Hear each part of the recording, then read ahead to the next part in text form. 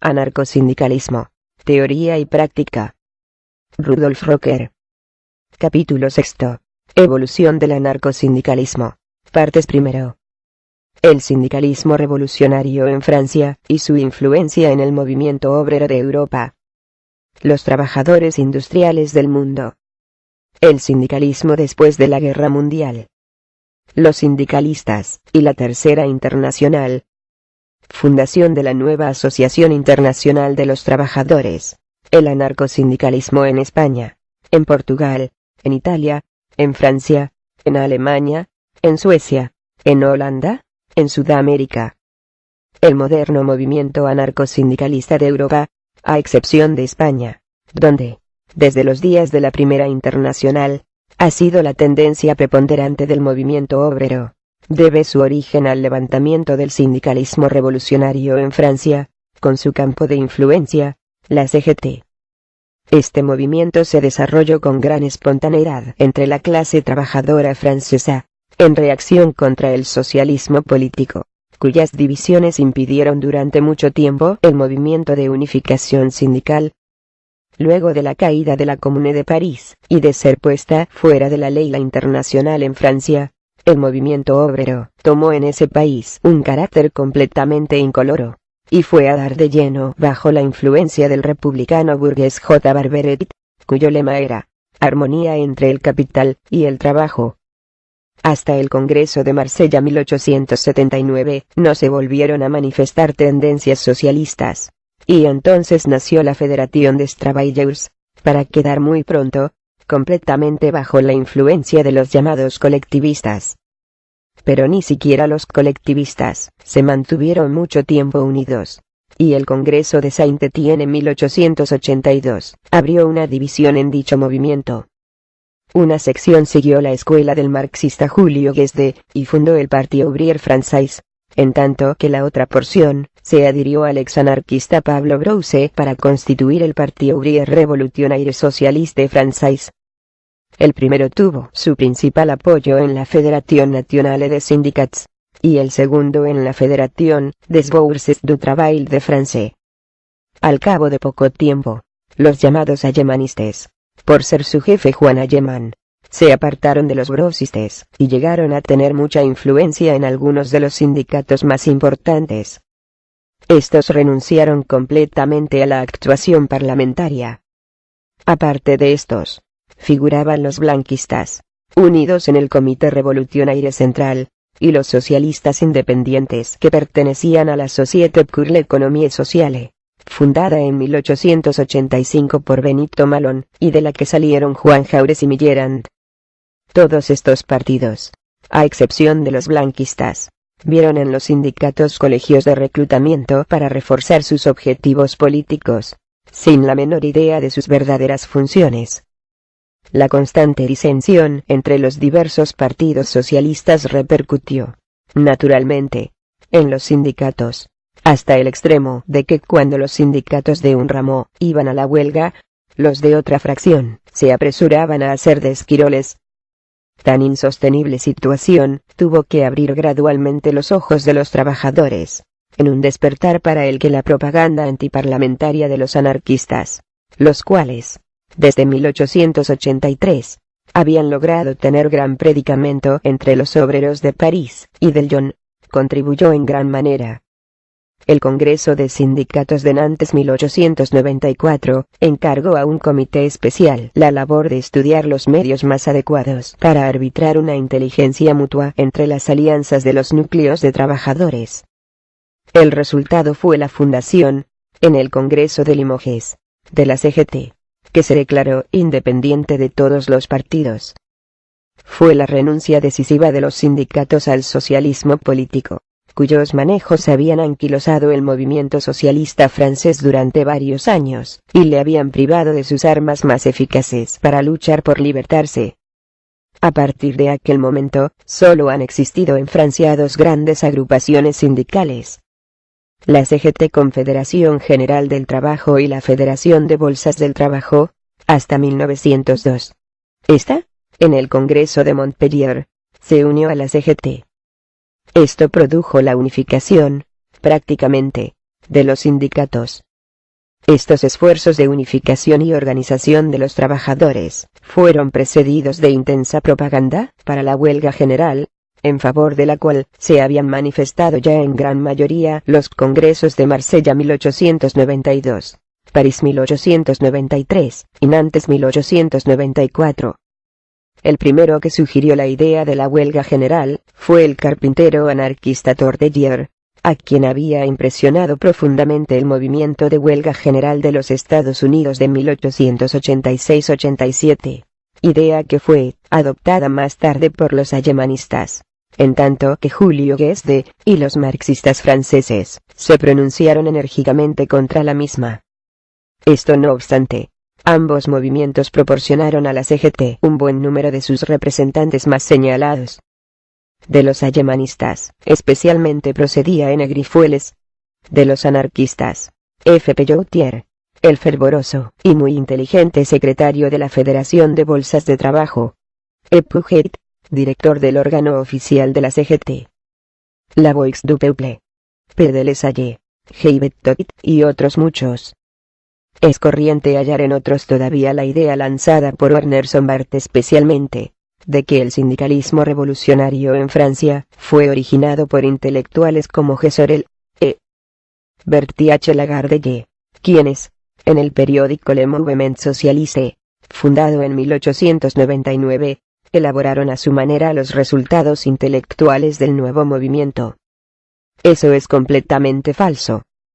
Esos hombres nunca pertenecieron en verdad al movimiento, ni ejercieron la menor influencia en su desenvolvimiento interno.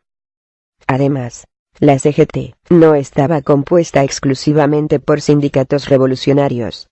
Lo cierto es que un 50% de sus proselitos eran reformistas en sus preferencias, y solo se adhirieron a la CGT porque reconocían que la dependencia en que habían estado los sindicatos de los partidos políticos era una desdicha para el movimiento. Pero el ala revolucionaria, que tenía de su parte a los elementos más enérgicos y activos en la organización del trabajo, y que tenía bajo su alcance lo mejor de las fuerzas intelectuales de la organización, es la que dio a la CGT su aire característico, y fueron ellos, exclusivamente, quienes determinaron el desarrollo de las ideas del sindicalismo revolucionario. Este desarrollo hizo que las ideas de la vieja internacional cobraran nueva vida, y se inició ese período de tormenta y tensión del movimiento obrero francés, cuyas influencias revolucionarias se dejaron sentir hasta muy lejos de las fronteras de Francia.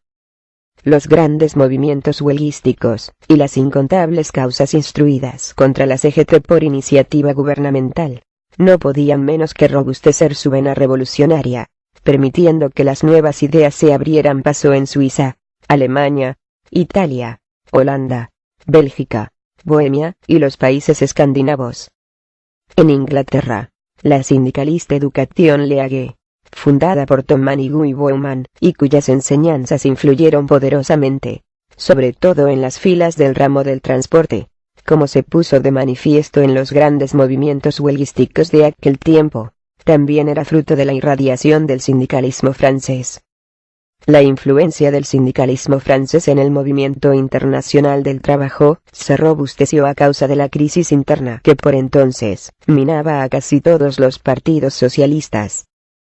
La contienda librada entre los llamados revisionistas y los marxistas íntegros, y, sobre todo, el hecho de que su misma actividad parlamentaria obligó a los más tenaces adversarios del revisionismo a seguir en la práctica el camino del revisionismo, hizo que los elementos más capaces reflexionaran seriamente. Y así ocurrió que la mayoría de los partidos se hallaron con que la fuerza de los hechos les obligó a hacer ciertas concesiones a la idea sindicalista de la huelga general.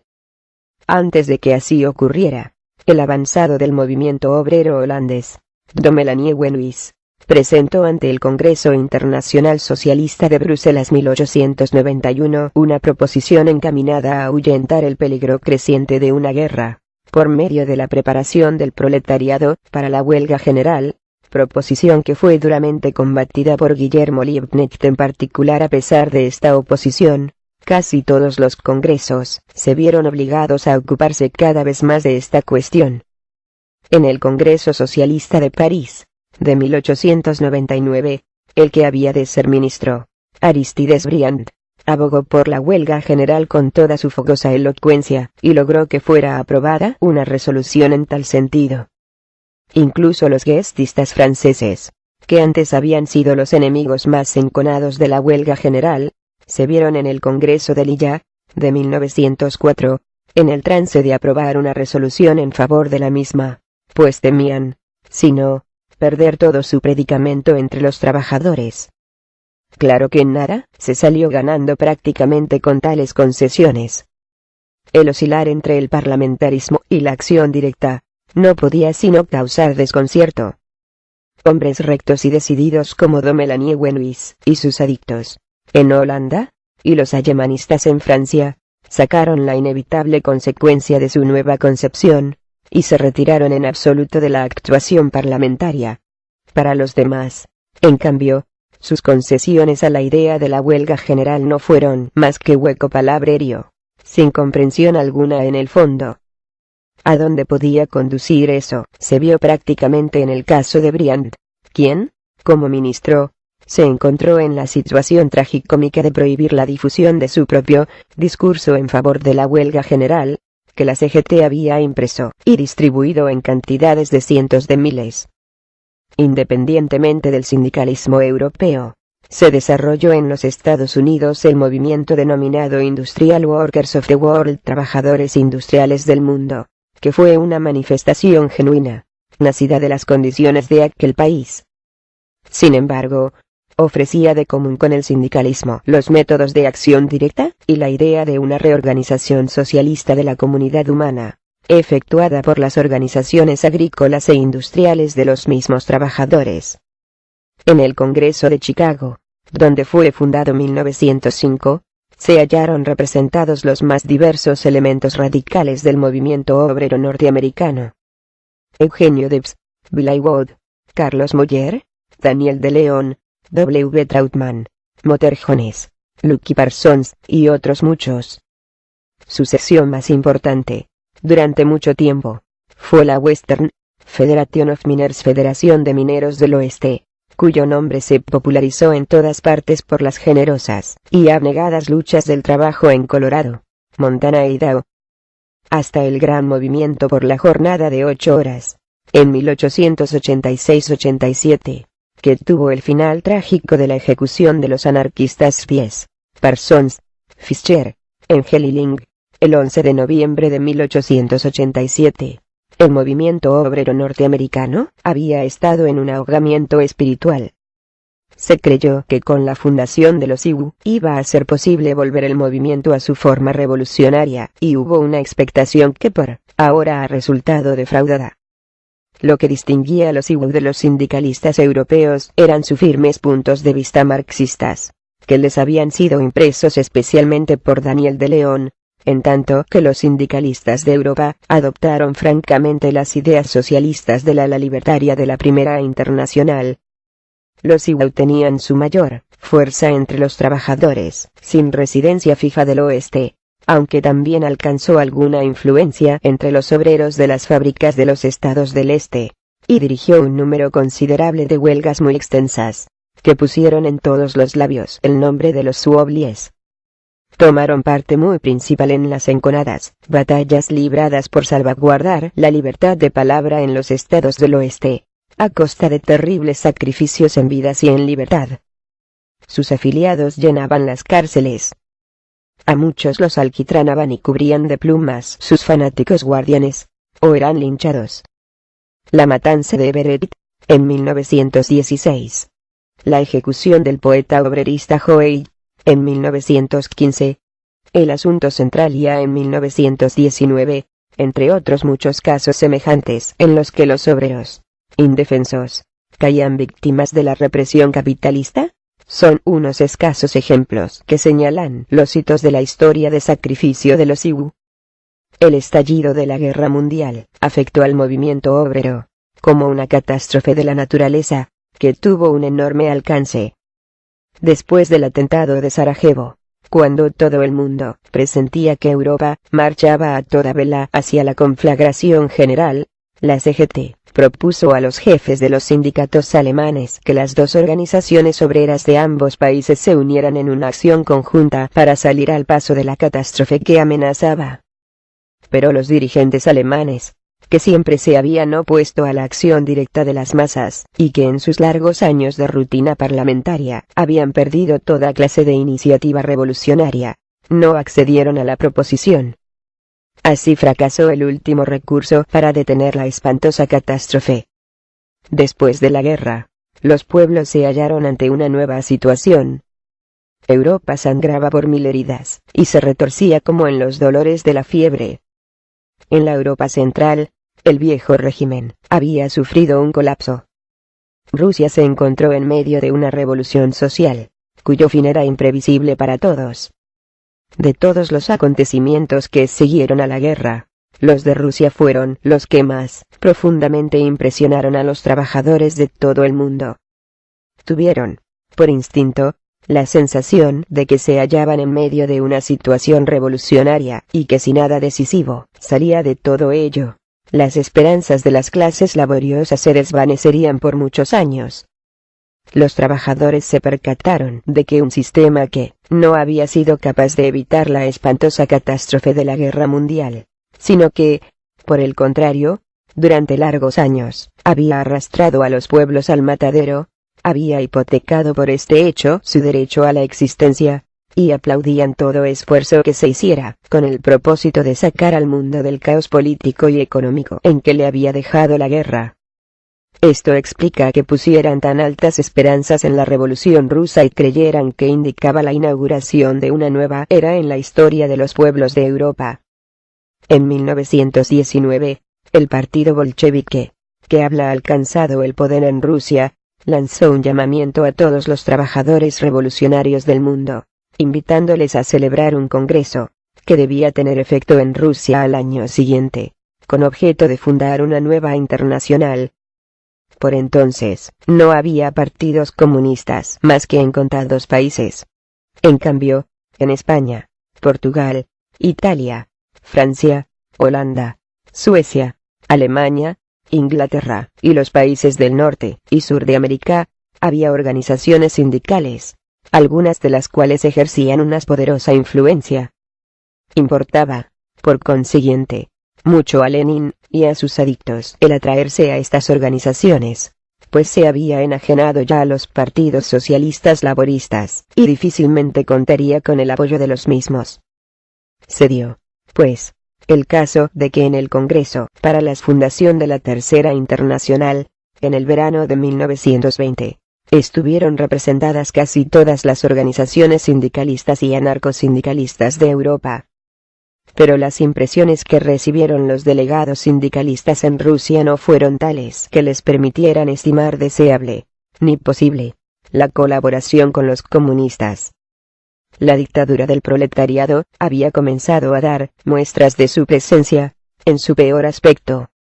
Llenas estaban las cárceles de socialistas de todas las escuelas, entre ellos muchos anarquistas y anarcosindicalistas. Pero, sobre todo, era evidente que la nueva casta dominante no estaba capacitada para realizar una reconstrucción socialista genuina. La fundación de la Tercera Internacional, con su mecanismo dictatorial de organización, y en su esfuerzo por convertir todo el movimiento obrero de Europa en instrumento de la política exterior del Estado bolchevique, demostró enseguida a los sindicalistas que no cabían en tal organización. Pero les era muy necesario a los bolcheviques, y especialmente a Lenin, el establecer un apoyo en las organizaciones sindicalistas del extranjero, pues su importancia, especialmente en los países latinos, era bien conocida. Por esta razón, se decidió a establecer, paralelamente a la Tercera Internacional, otra alianza internacional de todos los sindicatos revolucionarios, de la que no quedara excluida ninguna organización sindical, fuera del matiz que fuese. Los delegados sindicales se mostraron conformes con tal proposición, y comenzaron a negociar con Losovsky, comisario de la Internacional Comunista.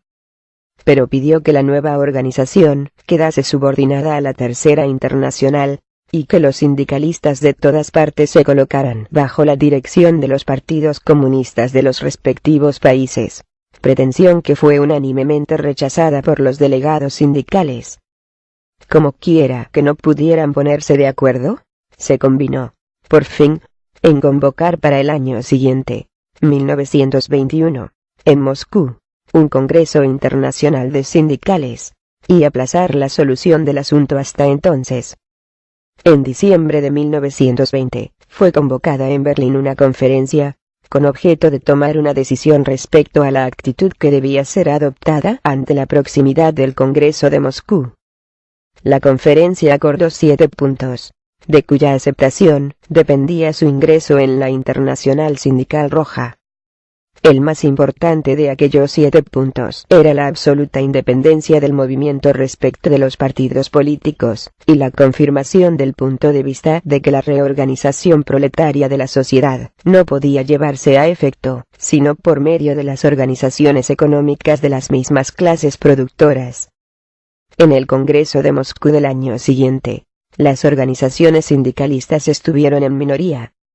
La Alianza Central de las Uniones Rusas del Trabajo dominó completamente la situación y aprobó todas sus resoluciones. En concomitancia con el 13º Congreso de la Freie Arbeiterunion Deutschlands, Unión de los Trabajadores Libres de Alemania, se reunió en Düsseldorf, en octubre de 1921, una conferencia internacional de organizaciones sindicales, a la que asistieron delegados de Alemania, Suecia, Holanda, Checoslovaquia, y de los IUU de los Estados Unidos. Esta conferencia votó por la convocatoria de un Congreso Internacional de Sindicales, para la primavera de 1922. Se eligió Berlín como lugar de reunión.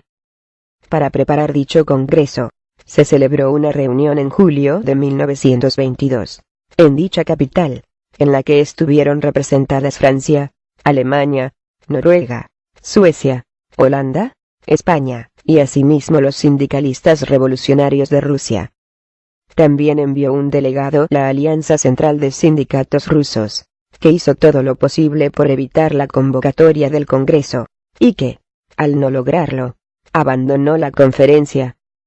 La conferencia redactó una declaración de los principios del sindicalismo revolucionario, que debía ser sometida a la consideración del anunciado Congreso, y se hicieron todos los preparativos para que el mismo resultara un éxito.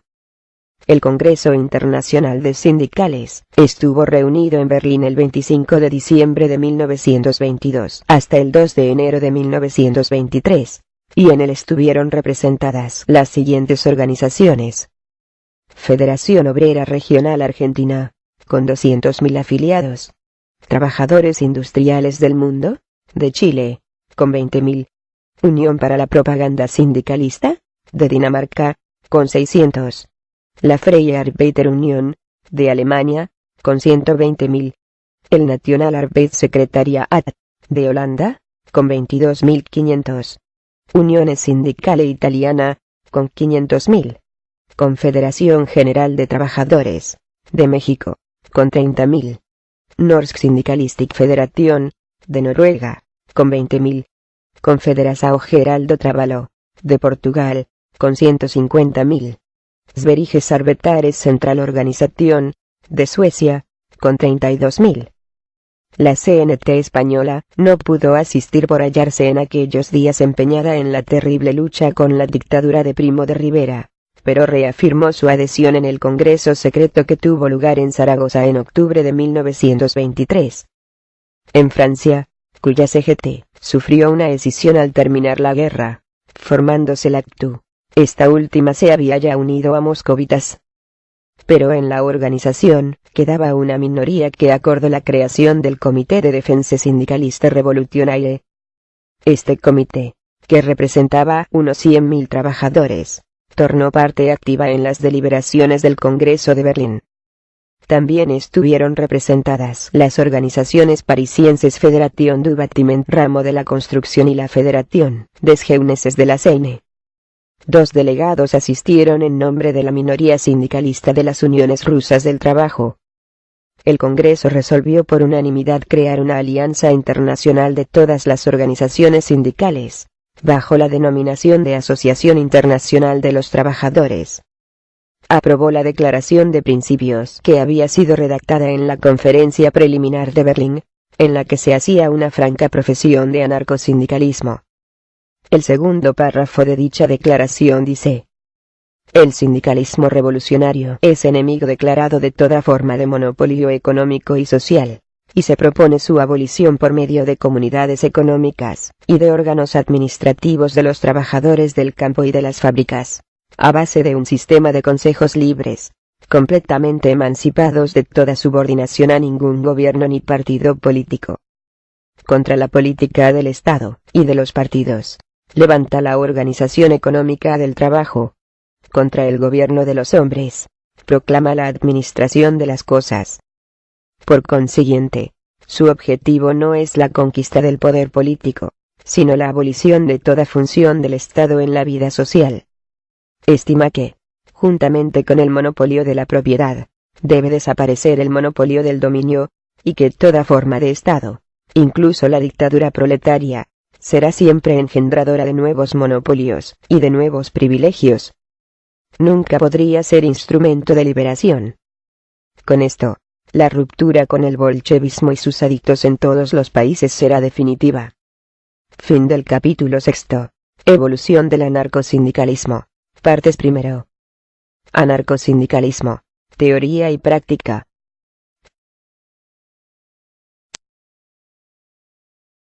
Benito Malón, y de la que salieron Juan Jaurès y Millerand. Todos estos partidos, a excepción de los blanquistas, vieron en los sindicatos colegios de reclutamiento para reforzar sus objetivos políticos, sin la menor idea de sus verdaderas funciones. La constante disensión entre los diversos partidos socialistas repercutió, naturalmente, en los sindicatos, hasta el extremo de que cuando los sindicatos de un ramo iban a la huelga, los de otra fracción se apresuraban a hacer de esquiroles. Tan insostenible situación tuvo que abrir gradualmente los ojos de los trabajadores, en un despertar para el que la propaganda antiparlamentaria de los anarquistas, los cuales, desde 1883, habían logrado tener gran predicamento entre los obreros de París y del Lyon, contribuyó en gran manera. El Congreso de Sindicatos de Nantes 1894 encargó a un comité especial, la CGT. Este movimiento se desarrolló con gran espontaneidad entre la clase trabajadora francesa, en reacción contra el socialismo político, cuyas divisiones impidieron durante mucho tiempo el movimiento de unificación sindical.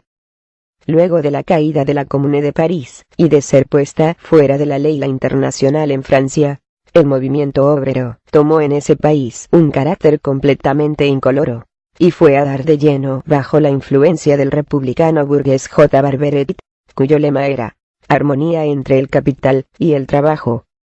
Hasta el Congreso de Marsella 1879 no se volvieron a manifestar tendencias socialistas, y entonces nació la Federación des Travailleurs, para quedar muy pronto, completamente bajo la influencia de los llamados colectivistas. Pero ni siquiera los colectivistas se mantuvieron mucho tiempo unidos, y el Congreso de Saint-Étienne en 1800 la labor de estudiar los medios más adecuados para arbitrar una inteligencia mutua entre las alianzas de los núcleos de trabajadores. El resultado fue la fundación, en el Congreso de Limoges, de la CGT, que se declaró independiente de todos los partidos. Fue la renuncia decisiva de los sindicatos al socialismo político, cuyos manejos habían anquilosado el movimiento socialista francés durante varios años, y le habían privado de sus armas más eficaces para luchar por libertarse. A partir de aquel momento, solo han existido en Francia dos grandes agrupaciones sindicales: la CGT, Confederación General del Trabajo, y la Federación de Bolsas del Trabajo, hasta 1902. Esta, en el Congreso de Montpellier, se unió a la CGT. Esto produjo la unificación, prácticamente, de los sindicatos. Estos esfuerzos de unificación y anarcosindicalismo, teoría y práctica. Rudolf Rocker. Capítulo 6. Evolución del anarcosindicalismo. Partes primero. El sindicalismo revolucionario en Francia, y su influencia en el movimiento obrero de Europa. Los trabajadores industriales del mundo. El sindicalismo después de la Guerra Mundial. Los sindicalistas, y la Tercera Internacional. Fundación de la nueva Asociación Internacional de los Trabajadores. El anarcosindicalismo en España, en Portugal, en Italia, en Francia, en Alemania, en Suecia, en Holanda, en Sudamérica. El moderno movimiento anarcosindicalista de Europa, a excepción de España, donde, desde los días de la Primera Internacional, ha sido la tendencia preponderante del movimiento obrero, debe su origen al levantamiento del sindicalismo revolucionario en Francia, con su campo de influencia 82, abrió una división en dicho movimiento. Una sección siguió la escuela del marxista Julio Guesde, y fundó el Parti Ouvrier Français, en tanto que la otra porción, se adhirió al exanarquista Pablo Brousse para constituir el Parti Ouvrier Revolutionnaire Socialiste Français. El primero tuvo su principal apoyo en la Fédération Nationale des Syndicats, y el segundo en la Fédération des Bourses du Travail de France. Al cabo de poco tiempo, los llamados allemanistes, por ser su jefe Juan Allemann, se apartaron de los grossistes, y llegaron a tener mucha influencia en algunos de los sindicatos más importantes. Estos renunciaron completamente a la actuación parlamentaria. Aparte de estos, figuraban los blanquistas, unidos en el Comité Revolutionnaire Central, y los socialistas independientes que pertenecían a la Société pour l'économie sociale, fundada en 1885 por B.